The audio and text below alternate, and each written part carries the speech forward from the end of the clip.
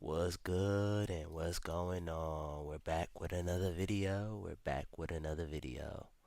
And y'all probably wondering, what is this behind me right here? But chat, we more so are going to get more into the culture, man, more so in depth and really you know, get into a get into a quick little history run real quick. For this video, we're going to go with 25 skills every black kid had in the 1970s kids today can't do. Man, if y'all don't know, man, we are the Gen Z moving this new economy. So let's see, bro. And I I'm gonna see if I could, be um if I could agree on this. Let me see if I could be the voice for this as well. So let's get into it. Without further ado. Growing up black in the 1970s meant learning survival skills that have disappeared from modern childhood. Kids mastered abilities that today's generation would struggle to understand, let alone perform. Here are 25 skills from the 1970s that black kids who grew up during this era will never forget.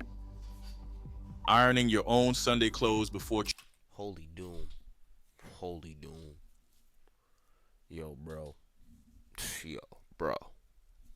Holy doom. Chat, when was the last bro? When was the last time we picked up an iron? Be honest. And I say we because I haven't been picking up an iron myself. But I haven't even been in a scenario where I had to pick up an iron. I'm not gonna lie, bro. When was the last time y'all pick up an iron, bro? Like, be honest, bro. Like, when last y'all literally ironed y'all clothes, bro? Like, bro, some of y'all in the chat, bro, y'all be leaving y'all clothes in the bag, bro. Y'all don't even be unpacking y'all bags, bro. Like, y'all don't even be folding y'all clothes, bro, after the laundry, bro. Like, bro, y'all fold y'all clothes after y'all get out the laundry. Be honest, bro. Or y'all just be keeping y'all shit in the bag, bro, for mad long, bro. Bro, I swear, bro, y'all be having. Let me stop cutting your ass, bro. But, bro, when was the last time you ironed your clothes, bro? Keep it a buck, bro. Keep it a buck, bro. Keep it a buck. I'm waiting.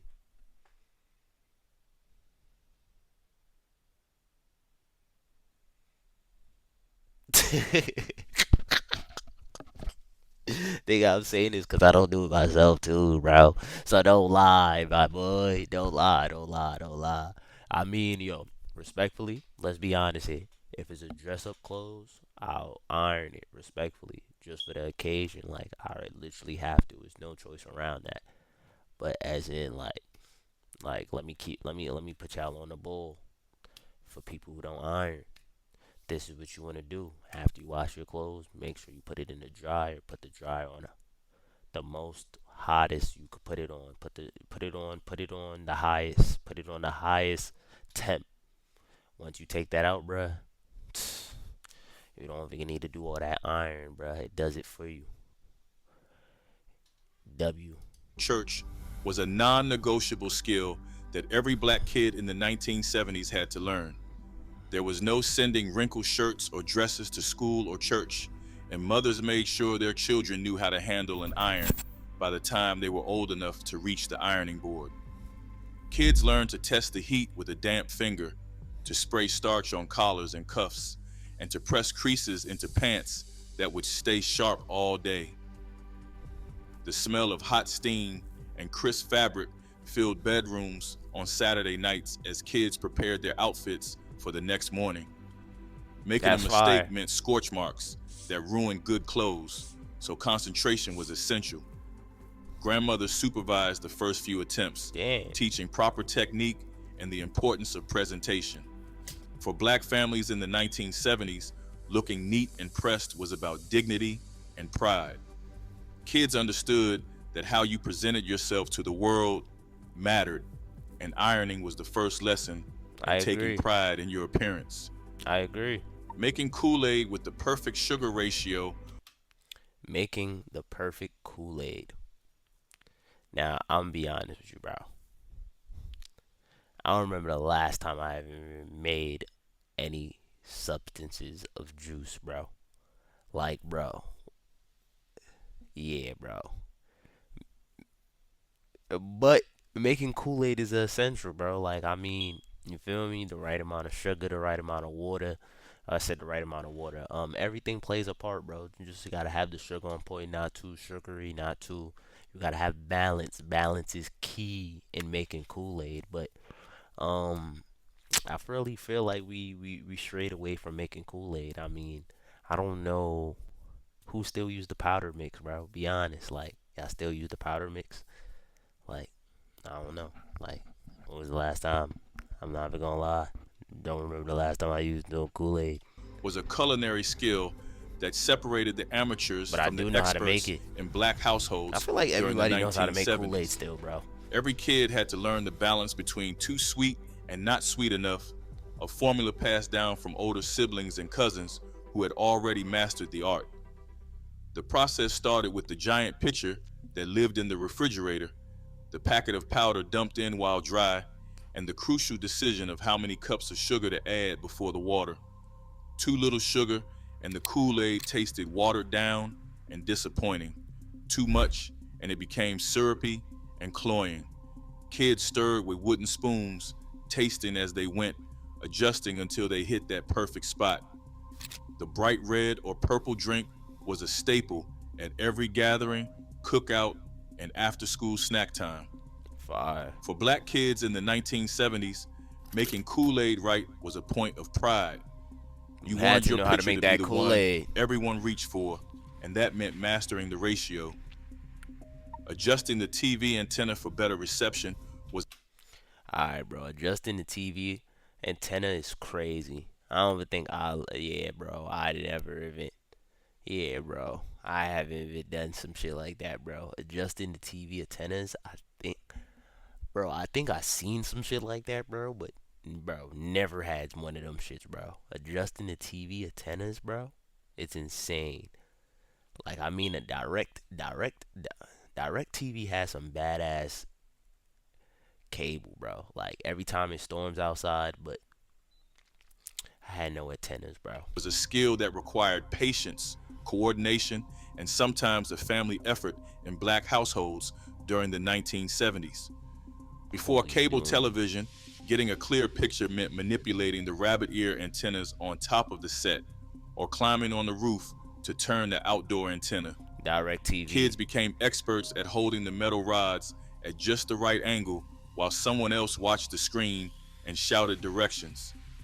Moving an inch to the left could mean the difference between a snowy, unwatchable picture and perfect clarity. Damn, The I would be frustration of miserable. finally getting the picture clear, only to have it go fuzzy again when you let go, was universal.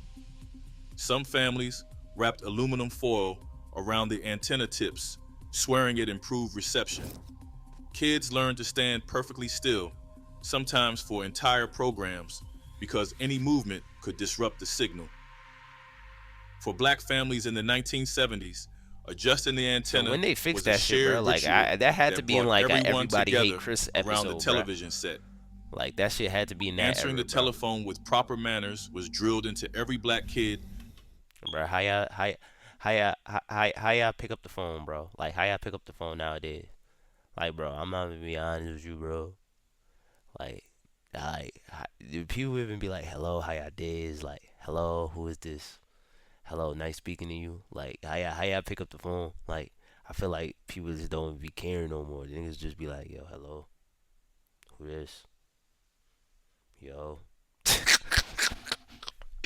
Like, who picks up the phone like that, bro? Like, no one says good day. Like, bro, yo, bro, I get it, bro. It's your phone, it's your bill. You feel me? You pay how you pay. But manners used to be a thing, bro. Like, but I think manners is just more so out the window, bro. Like, manners is more so a luxury now.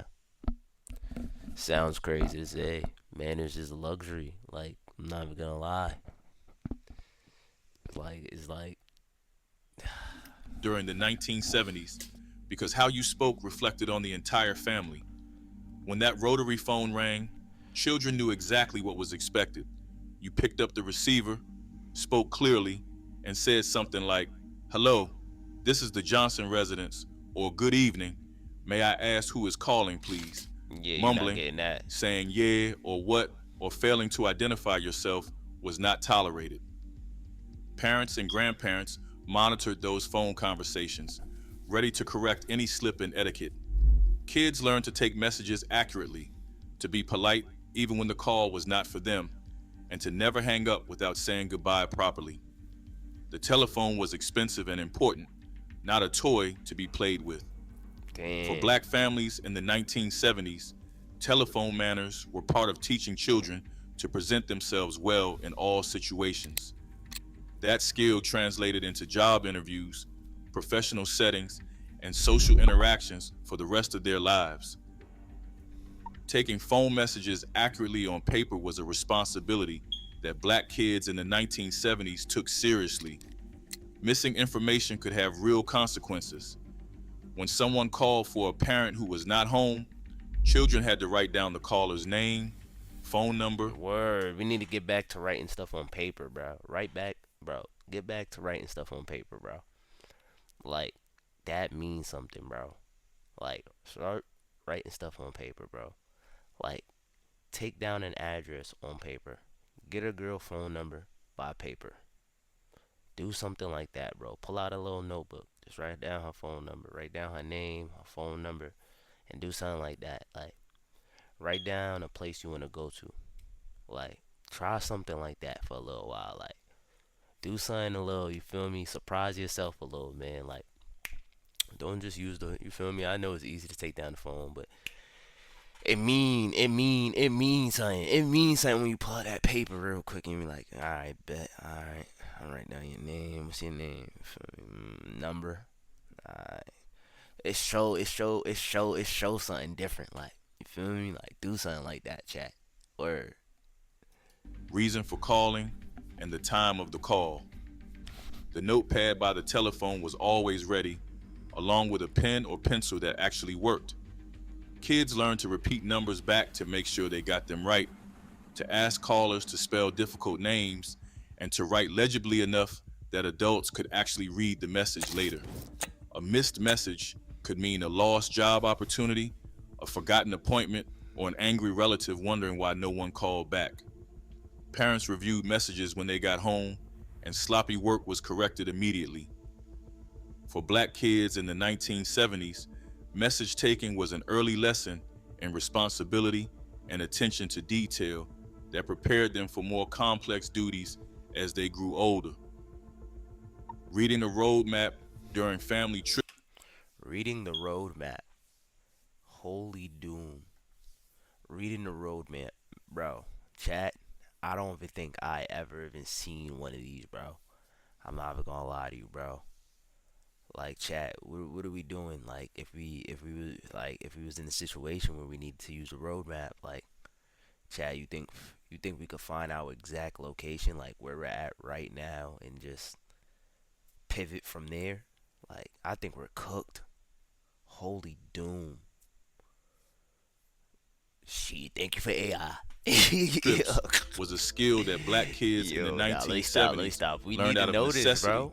because there was no GPS or navigation system to rely on. Like, bro, who know how to use the globe? Like, yo, chat, y'all know how to use the globe? Like, y'all know how to find. I feel like I know how to use the globe. Like, I know where to point out the countries and stuff like that. Like, where we at and things like that. But a map, full fine details, bro. We gotta, we gotta get that spot on, bro. Real talk. When families piled into cars for summer road trips or visits to relatives in other states, someone had to navigate using folded paper maps that covered entire regions. Kids learned to trace highways with their fingers, to identify route numbers and interstate symbols, and to calculate distances using the map legend. Kids was doing this, They bro. announced upcoming exits. Bro, this is crazy that kids was doing this, bro. So it shows like a decline on how kids became more stupider, bro. Like, bro, this is why this shit is important, bro. Like, god damn, bro. Like, bro, we made being stupid comfortable.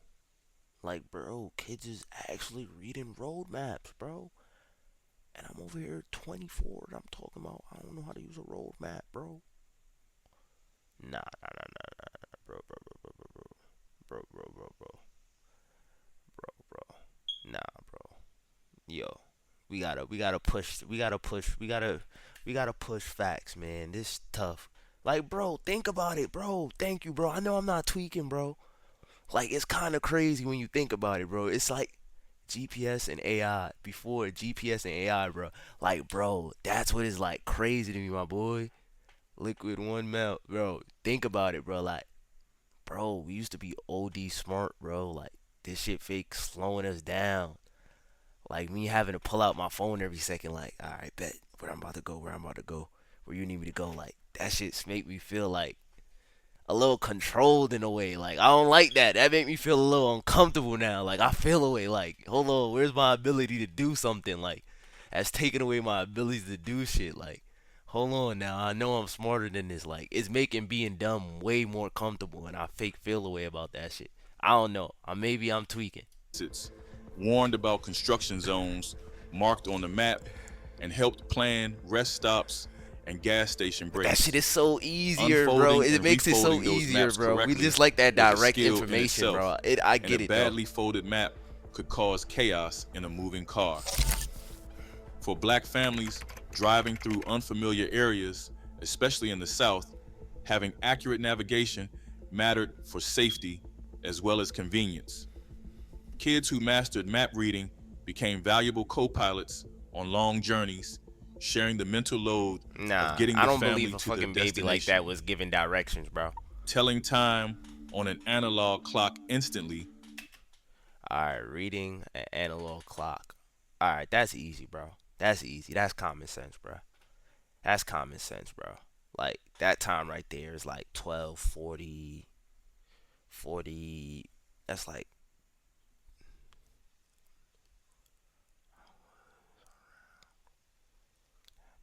what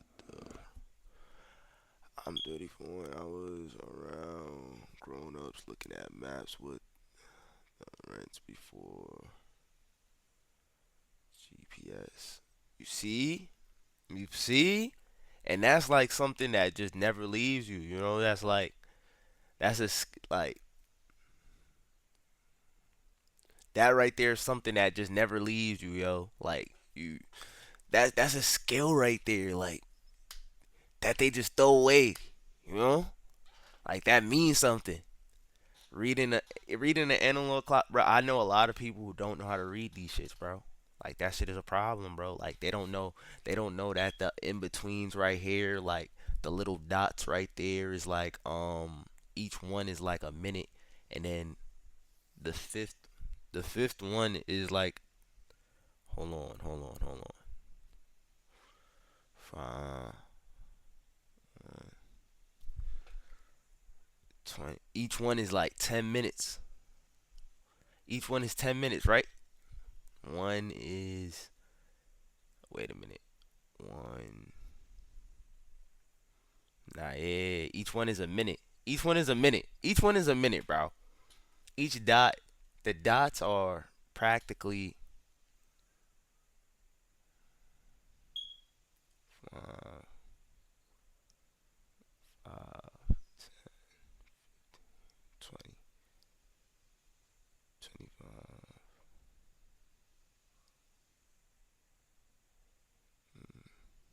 Each dot.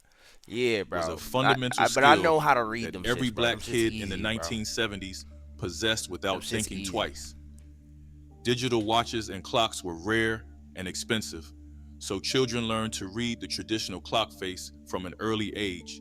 They could glance at a clock and know immediately whether they had 5 minutes or 50 minutes before they had to leave for school. Teachers drilled clock reading in classrooms, and parents reinforced it at home by asking children to check the time throughout the day. Kids understood the relationship between the hour hand and the minute hand, could calculate elapsed time in their heads, and never struggled with phrases like quarter past or half past the hour. Being late because you could not read the clock was not an acceptable excuse in any black household. I feel like For discipline. today's We don't have generation raised discipline on anymore, digital bro. displays, Reading an analog clock can be surprisingly difficult. But for black kids in the 1970s, it was as natural as breathing and essential for managing their daily schedules. Counting back change in your head was a mathematical skill. Oh yeah, counting change. It was a must, bro. Counting back change, bro. That right there, bro, was a must, bro. You had to know your quarters. You had to know your dimes, bro. That shit was a must, man. Like you get $5, bro, and that shit costs 250, bro. You better get your other 250 back, bro. For real. They was not playing about that, bro. You come back with the wrong change, what you doing? Like, yo, what? Come back with that change, man. Stop playing about my money, y'all. That black kids in the 1970s developed through constant practice at corner stores and family businesses. When you handed over a dollar bill for something that cost 63 cents, you expected to count out your change before leaving the counter. Kids learn to calculate quickly, adding up from the purchase price to the amount paid, verifying that they received the correct coins. This skill protected against being shortchanged, whether accidentally or intentionally, and built confidence in everyday transactions. And the thing is, bro, what makes this so scary, bro? The new generation, bro. These are the people that want to be doctors, but they're using Chat GBT. The ones that want to be in the nurse field, they want to use Chat GBT to cheat. Yeah, we're using Chat GBT. Bro, no, no, no, no, no. I do not want any doctor of mine in the future talking about any Chat GBT that they got through to be a doctor, cheating during exams to get through to where they need to get through. No, take that shit again. These shits need to be found in books. Like, nah, bro, y'all making this shit too easy, bro. Like, no doctor of mine is cheating this shit through, bro.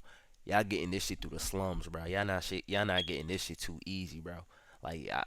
Bro, nah, I need me a smart doctor, bro. We need smart doctors in this bitch, bro. Like, we need to make this shit difficult too much. This shit is on easy mode. I'm not gonna lie. Parents sent children to the store with exact instructions and expected them to return with the right items and the right change. Making a mistake meant explaining what happened. Too many mistakes meant losing store privileges. Grandmothers especially emphasized this skill, having grown up in times when every penny mattered even more. For black kids in the 1970s, counting back change was practical math that served them well throughout their lives. Bread Double forty Dutch jump rope with forty perfect dollars timing was for an bread. athletic and rhythmic skill that black girls especially mastered on sidewalks and playgrounds across the country during the 1970s. Two long ropes turned in opposite directions required split-second timing to enter without tripping, and once Man, these inside, females don't do no jumpers double performed dutching tricks, nowadays, bro. rhymes, and routines that showed off their agility. The Turners had their own skills Man, you ain't seeing no double dutch done no more, bruh. You seeing sexy red on in the summertime, female shaking ass, man. You ain't seeing that's the new double dutch nowadays, bruh. Sexy red, and that new Pluto, and they shaking ass. They ain't doing no double dutch. No double dutch ain't going on no more nowadays, man. That shit over with. Sexy red, the new double dutch. That shit done with. I ain't even gonna lie. A bunch of shaking ass. Double Dutch was done. set, maintaining steady speed and rhythm while And going adjusting to the to the jumper's bar. That's the abilities. double Dutch. Neighborhood competitions could last for hours, with girls taking turns showing off increasingly complex moves. Double Dutch required coordination, stamina, and the ability to listen to the rhythm while keeping your feet moving. The rhymes and chants that accompanied the jumping were passed down through generations, each neighborhood adding their own variations. For black girls in the 1970s, Double Dutch was more than a game. It was a cultural tradition that brought communities together on summer afternoons. Hand clapping games with intricate rhythms were a form of Yeah, I play never played that those as a black kid. kids in the 1970s perfected through endless repetition and creativity. Games like Miss Mary Mack, say oh playmate, and dozens of regional variations required partners to synchronize their movements while reciting. I don't really think, nah, Gen Z, we never really even played like hand clap games. We would probably play like a little arm wrestle in school and like thumb wars. That's the games we would play. Thumb wars and arm wrestle, bro. That's max, bro. Max, max, max. Verses that grew faster and more complex with each round. Kids invented new patterns, added their own rhymes, and competed to see who could keep up the longest without making Dang, a look at them mistake. little kids, bro. They look The clapping OD. itself was an art form with palm slaps, backhand taps, and crossbody movements that created percussive sounds and visual displays. Hours passed on front porches and school playgrounds as children practiced and performed these routines. The games taught rhythm, coordination, memory, and social skills all at once. For today's generation, these hand clapping games might seem simple, but the speed and complexity that black kids achieved in the 1970s would leave most modern children struggling to keep up. Playing outside until the streetlights came on was Fire. Fire. Playing outside until the street lights came on was peak, bro. Peak, bro. I'm just glad, bro. I made it just in time, bro. Like I made it just in time to just witness the good era, bro. Like, bro, you know that meant something, bro. Outside on our bikes, street lights came on. You know we gotta get our ass home before we get our ass whooped. That means something, bro. Like outside in the park for hours, outside just doing a bunch of everything. Like that meant something, bro. Like until the street lights came on, bro. Like you know that, bro. What? What? What? That right there. Peak. Peak. the universal rule that governed childhood freedom for black kids in the 1970s. When those lights flickered on at dusk, every child in the neighborhood knew it was time to head home, no questions asked. Before that moment, kids roamed freely through blocks and backyards, playing tag, hide and seek, kickball, and games that required nothing but imagination and space. Parents did not worry the way they do today because the whole community watched out for everyone's children. Neighbors would correct misbehavior and send kids home if they strayed too far. The hours between school letting out and the streetlights coming on belonged entirely to children, a time of unsupervised adventure that built independence and resourcefulness. Kids learned to settle their own arguments, organize their own games, and navigate social situations without adult intervention. For black kids in the 1970s, the streetlight rule represented trust and freedom that today's generation of children rarely experiences. Washing dishes by hand without complaint was an expected Washing dishes. Chat, how many of y'all wash y'all dishes in your house? Be honest. Don't lie, bro. How many of y'all wash y'all dishes? I hope y'all be washing y'all dishes at least, chat. How many of y'all wash y'all dishes, bro? I hope y'all wash y'all dishes, bro. You feel me? Gen Z, I hope y'all be washing y'all dishes, bro. For real. Like, that's unacceptable. I hope y'all washing y'all dishes. Please. Please. Thank you. household duty that black kids in the 1970s performed regularly without expecting praise or reward. Dishwashers were luxuries most families did not have. So after every meal, someone had to wash, rinse, and dry every plate, pot, and utensil used. Kids learned the proper order of operations: glasses first, while the water was cleanest, then plates and silverware, and finally, the greasy pots and pans. They knew to let cast iron air dry and never use soap on the seasoned skillets. The hot, soapy water, the rhythm of scrubbing, and the satisfaction of a clean kitchen became familiar routines. Complaining about dish duty earned extra chores or worse, so children learned to do the work quietly and efficiently. Siblings often work together, one washing and one drying, turning the task into time for conversation. For black kids in the 1970s, washing dishes taught work ethic, responsibility, Yep. and the understanding that everyone contributed to keeping the household running. Darning socks and mending torn clothes. All right, bro. This right here is insane, bro. Darning socks and mending clothes, bro. Nah, bro. This right here, sewing and shit. Nah, I never got that deep with certain shit, bro. Like me, that's why I'm going to the tailor, bro. Like I'll go to the cleaners, bro. But that shit, bro, got too deep, gang. I ain't get into that. Keeping the household running. Darning socks and mending torn clothes was a practical skill Yeah, bro. that black kids learned because throwing away damaged Who clothing know how was to do not an that, chat? option for most families in the 1970s. When a sock developed a hole or a shirt seam ripped, mothers and grandmothers pulled out the sewing basket and showed children how to fix it. Darning involved weaving thread back and forth across holes in socks, creating a patch of new fabric that extended the life of the garment. Kids learned to thread needles, tie knots, and make stitches small and tight enough to hold through washing and wearing. Patches were sewn onto the knees of jeans before holes could form, and buttons were replaced as soon as they fell off. The sewing skills passed from generation to generation, with grandmothers teaching mothers who taught children.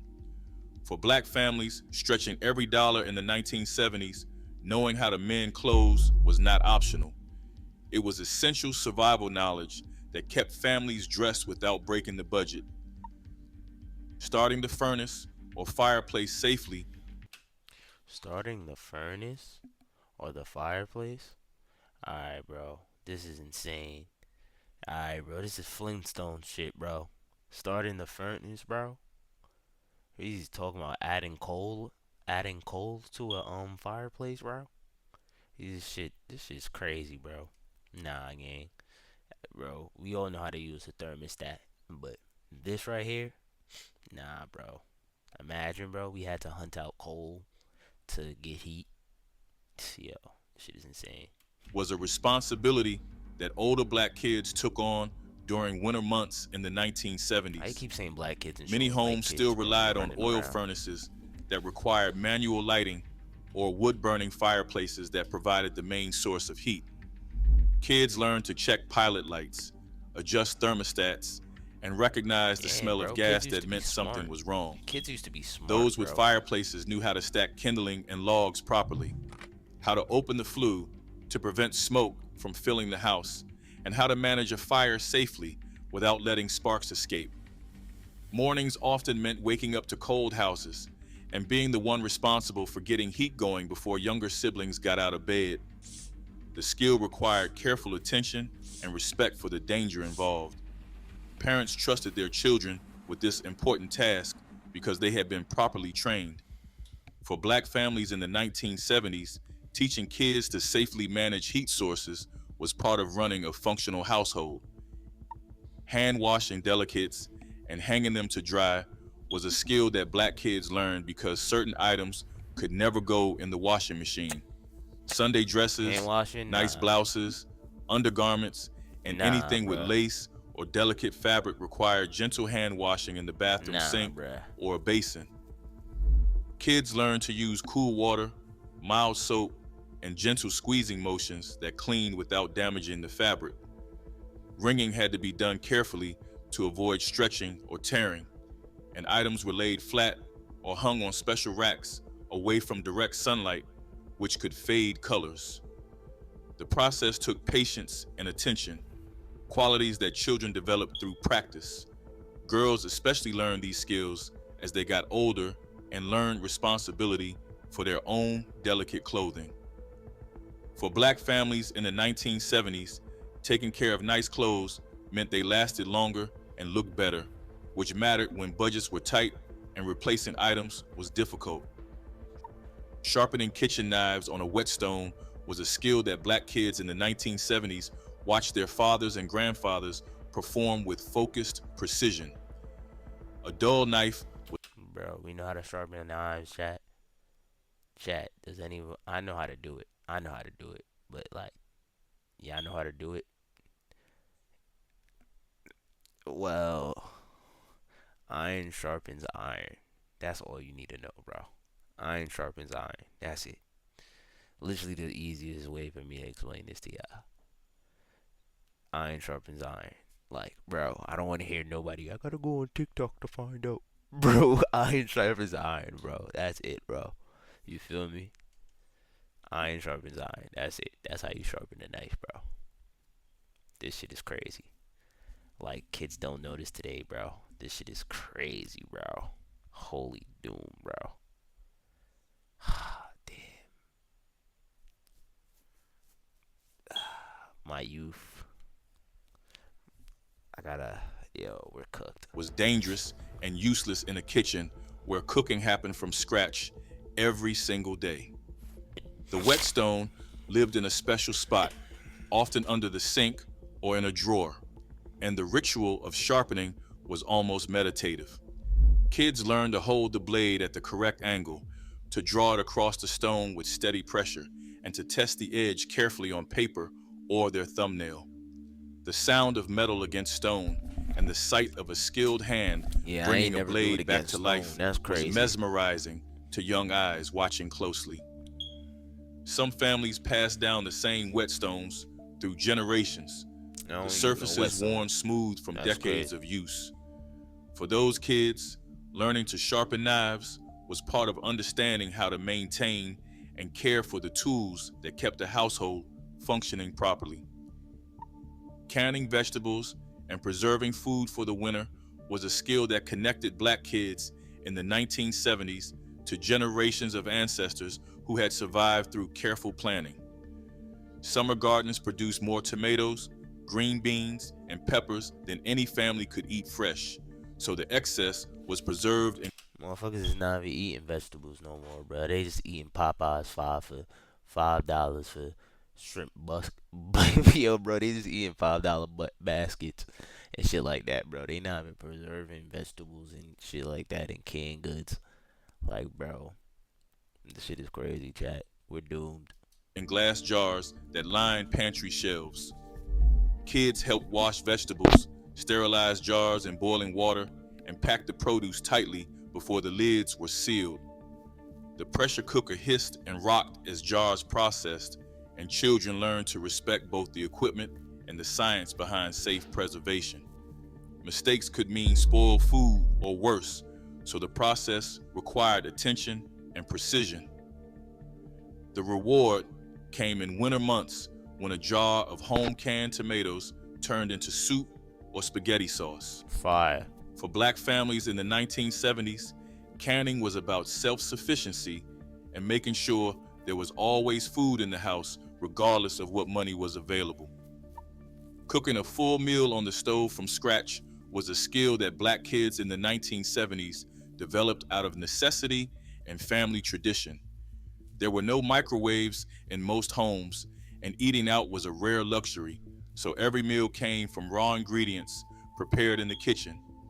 Kids learned to fry chicken without burning the oil, to simmer greens for hours until they were tender, and to make cornbread that rose golden and perfect.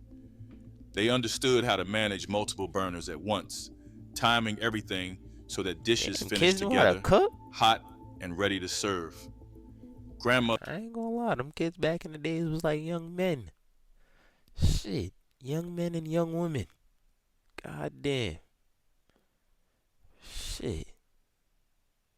That shit crazy. Others taught by having children stand beside them, watching and learning before being allowed to take over. A 10-year-old who could prepare Sunday dinner was not unusual, but expected. The skills built confidence and independence while ensuring that everyone in the family could contribute to feeding them. Bro, that shit crazy. At 10 years old, you had to know how to cook. That shit was expected out of you, bro. Like, that shit was expected out of you. As a 10-year-old, you had to know how to cook. It was no going around it. You asking these women to cook today, they like, yo, what? What are you talking about? You should know how to cook. Like, you do. Like, bro, why is it a competition now, bro? Like everything is like a clash, bro. Like everything's a clash, bro. Like it can't just be like everything gotta be like, yo, what's good? Like, yo, bro, it's like, come on, like that shit is unnecessary, bro. You're like, yo, what you bring to the table? They taking it to offense. I am the table. Once you hear shit like that, bro, it's just like, yo, forget the conversation, bro. Throw that shit in the garbage, like, bro. What are we gonna do, bro? Bro, yo, I'm off the brink of this shit, bro. But chat, 10 years old was the time to be able to cook, bro. Like that was expected out of you, bro. I'll be honest with you. At 10, bro, I at least knew how to make a peanut butter and jelly sandwich. I could say a peanut butter and jelly sandwich, bro. I knew how to make a peanut butter and jelly sandwich, bro. And drink some juice, bro. Pour a cup of juice and some water. Yeah, I wasn't touching the fire stove yet, bro. Like that crazy. And probably a microwave soup. A microwave soup, bro. That was it, bro. Like the microwave soup was peak. The microwave soups was bull. The microwave soups with peanut butter. Like, come on. I'm not saying together, bro. Microwave soups and peanut butter, bro, is expected out of like a 10-year-old us, bro. Like, I feel like a 10-year-old us, bro. Microwave soups and peanut butter and jelly was expected. Like, you had to know that around 10 unless you was starving like Marvin. Like, bro, you gotta know. You gotta know one of those like word, like yeah. Dinner was not unusual, but expected. The skills built confidence and independence while ensuring that everyone in the family could contribute to feeding themselves. For black kids in the 1970s, cooking was not a hobby, but a fundamental life skill. Pressing hair with a hot comb without getting burned was a skill black girls learned through careful observation and practice during the 1970s. Through careful Oh nah, oh nah. Hot comb. Yo, y'all fam still be using this? Like, y'all still be using the hot comb and shit like that? Y'all use the hot comb for y'all shit? I never seen no shorty pull out the hot comb. I'm not even gonna lie to you. Like that's some auntie shit. I feel like an auntie somewhere deep down in somewhere, some aunt is using a hot comb still, but I don't think we seeing no women nowadays weren't using no hot comb. Twin, I ain't gonna lie. Hot comb is crazy nasty work, bro. I don't know. Probably it still work. I don't know how about. I don't know how y'all females use that shit for. That shit. I don't know, bro. But a hot comb is crazy. observation and practice That during the shit like torturous. 1970s. The metal comb was heated on the stove until it was hot enough to straighten tightly coiled hair, and the process required steady hands and complete concentration. Girls sat in kitchen chairs, heads tilted, while their mothers or older sisters worked, section by section, through their hair. The smell of heated hair grease and the sizzle of the comb became familiar sensory memories. Learning to do it yourself meant mastering temperature control, knowing when the comb was too hot or not hot enough, and developing the coordination to work on your own head using a mirror. Burns on ears, foreheads, and necks were common lessons that taught respect for the tool. For black girls in the 1970s, mastering the hot comb was a rite of passage that connected them to mothers and grandmothers who had done the same. Hand cranking homemade ice cream at family gatherings was a summertime skill that black kids in the This 1970s shit is remember with crazy. fondness and sore arms.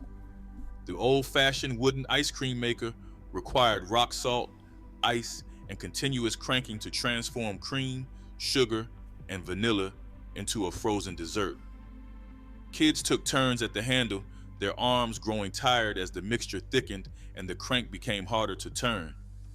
The anticipation built with every rotation, knowing that the reward for all that work was the first taste of fresh, creamy ice cream, still soft from the churn. Fire. Cousins competed to see who could crank the longest without stopping, turning the labor into a game that everyone wanted to win. Fire.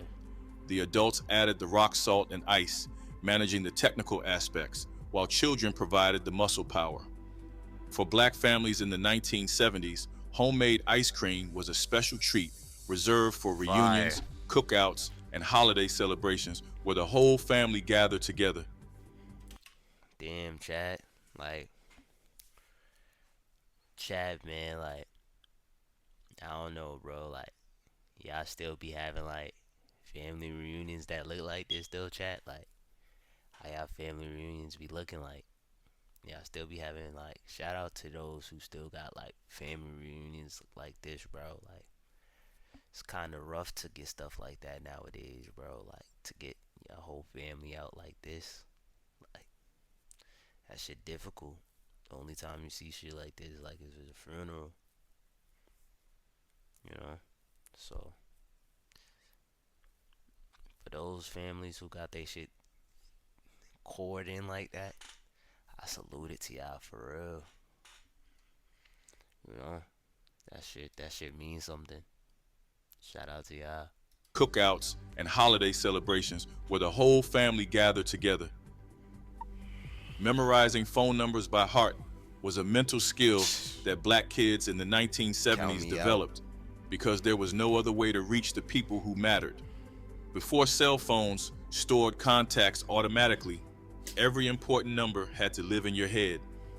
Kids memorized their home number first, then grandparents, aunts, uncles, and best friends. They could recite those numbers without hesitation. The digits burned into memory through constant repetition. Knowing phone numbers was a safety issue too. If you got lost or needed help, you had to be able to reach your family from any payphone. Parents drilled these numbers into children from an early age, testing them randomly to make sure they still remembered. The rhythm of the numbers became almost musical, a pattern that stayed with you for life. Many adults who grew up in the 1970s can still recite their childhood phone numbers decades later. For black kids of that era, memorizing numbers was not a chore but a necessity that connected them to the people they loved.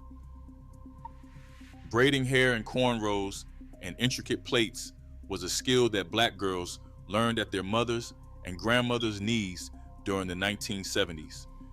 The Damn. process could take hours, with the child sitting on the floor between the legs of whoever was doing the braiding, head tilted and held still while nimble fingers worked through sections of hair. Girls learned to part hair evenly, to grip strands tightly without pulling too hard, and to weave patterns that ranged from simple straight back styles to elaborate designs. The skill required patience on both sides, the braider and the one being braided. As girls got older, they practiced on dolls, younger siblings, and friends until they could create styles that rivaled what the adults produced.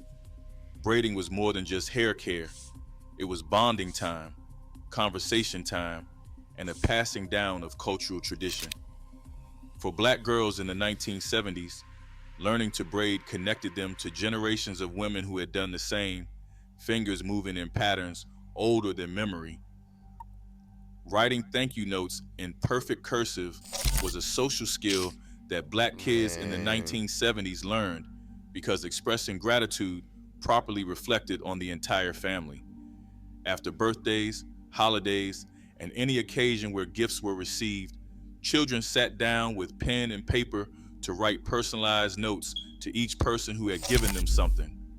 The handwriting had to be neat, the spelling correct, and the message sincere.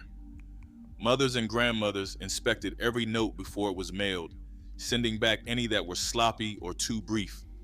Kids learned the proper format, opening with a greeting, mentioning the specific gift, explaining how they would use it, and closing with warm regards. Fire. The cursive writing itself was an art that required practice, with loops and curves flowing smoothly across the page.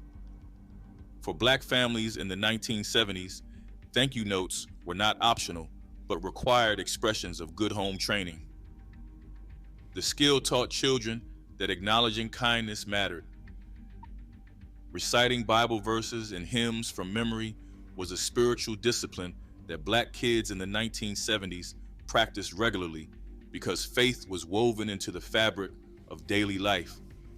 Sunday school teachers assigned verses to memorize, and children stood before congregations to recite them without notes, their voices carrying words that had been passed down through generations. The verses became part of who they were, surfacing in moments of trouble, joy, and uncertainty throughout their lives. Hymns learned in church were sung at home, in the car, and at family gatherings, the melodies and lyrics embedded so deeply that they never faded. Grandmothers would start singing and everyone would join in. No hymnals were needed because the words lived in their hearts. For black families in the 1970s, scripture memorization was not just religious education, it was survival, comfort, and connection to ancestors who had held on to faith through the hardest times. Those verses and hymns became anchors that children carried with them forever. Caring for younger siblings while parents worked was a responsibility that shaped the character of black kids in the 1970s in ways that still resonate today. With both parents often working multiple jobs and daycare being expensive or unavailable, older children became second parents to their brothers and sisters. They walked younger siblings to school, prepared after school snacks, helped with homework, and kept everyone safe until the adults came home. The weight of that responsibility taught maturity far beyond their years. Kids learned to handle emergencies, settle arguments, and provide comfort when little ones were scared or hurt.